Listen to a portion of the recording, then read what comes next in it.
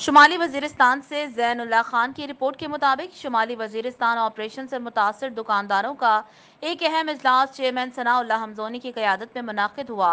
اجلاس میں local committee کے ممبران نے حکومتی امدادی مالی معاوضے کی ادائیگی کے حوالے سے تفصیلی غور و فکر کیا۔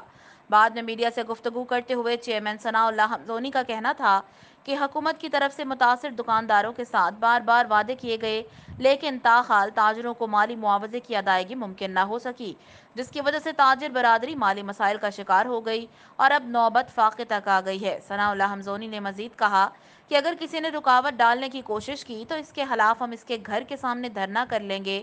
مشاورتی اجلاس میں یہ بھی فیصلہ کیا گیا کہ مزید تاخیر کی صورت میں بنوں، پشاور اور شمالی وزیرستان میں وزیرستان سے تعلق رکھنے والے تاجر برادری احتجاجاً اپنی کاروباری سرگرمیاں معطل کریں گے۔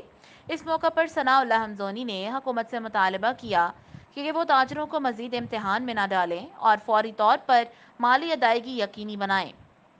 بصورت دیگر احتجاج کا دائرہ وسیع کریں گے کیونکہ ہم مزید تاخیر برداشت نہیں کر سکتے۔